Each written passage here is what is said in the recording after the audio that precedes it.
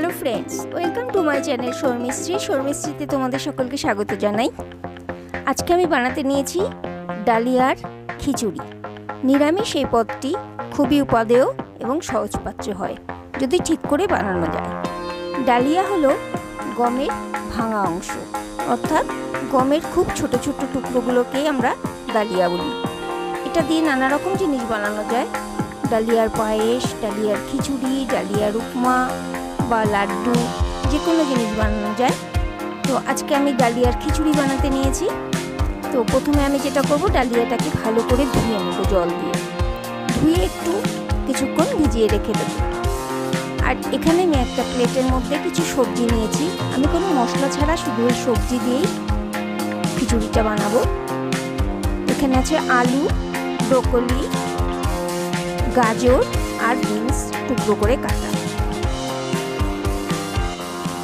আর আছে এখানে একটু মশলা বদলে রেখেছি, তেজপাতা একটা ফোড়ন দেবো, আর একটু আদা বাটা আছে, হলুদ, নুন আর আদা বাটা দিয়েই করবো।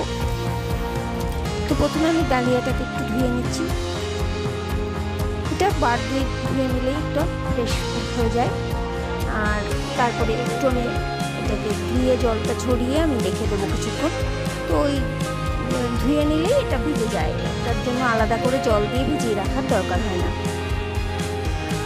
এখানে আমি প্যানটা বসিয়েছি, আমি রাইস কুকারে করে নেবো, এটা খুব তাড়াতাড়ি হয়ে যাবে এবং সুবিধা। তো এখানে আমি বসিয়েছি, এতে আমি একটু সাদা তেল দেবো।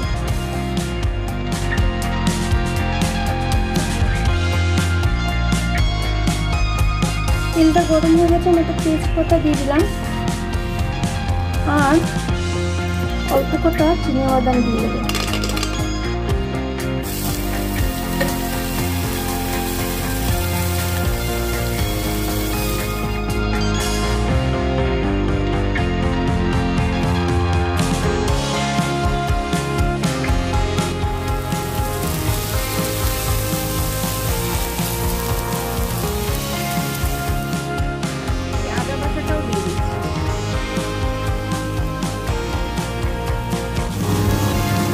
একটু হলুদ দিচ্ছি,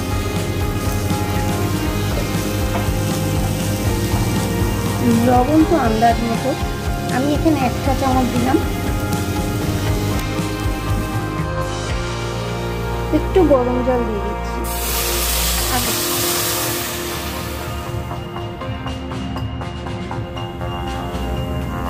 জল আরেকটু লাগবে, আরেকটু দিয়ে দিলাম।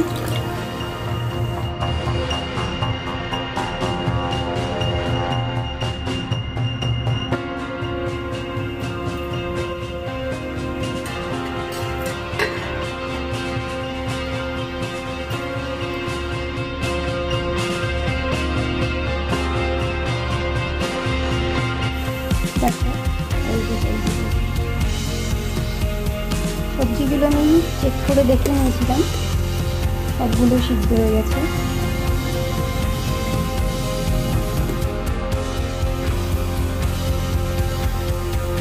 এটা যদি আরেকটু ঘন করা যায় তাহলে কিন্তু একদম আঠা আঠা হয়ে যাবে, তখন আর খেতে ভালো লাগবে না। এইটা খুব ভালো। এটা তৈরি হয়ে গেছে আমার হেলদি ডালিয়ার খিচুড়ি। খুবই হেলদি আর খুবই টেস্টি হয় এই খিচুড়িটা। তো দিনের যে কোনো সময় খাওয়া যায়, ব্রেকফাস্টে, দুপুরে, লাঞ্চের জন্য অথবা রাত্রে ডিনারেও এটা খাওয়া যায়, কোনো অসুবিধা নেই এবং সকলেই খেতে পারে, বাচ্চা থেকে বড়। তো কেমন লাগলো আমার ভিডিও? যদি ভালো লাগে অবশ্যই লাইক, শেয়ার, সাবস্ক্রাইব করতে ভুলো না। বেল আইকন অবশ্যই দেবে যাতে নোটিফিকেশন সবার আগে পেয়ে যাও। তোমাদের সকলকে শর্মিশ্রীর তরফ থেকে জানাই ধন্যবাদ।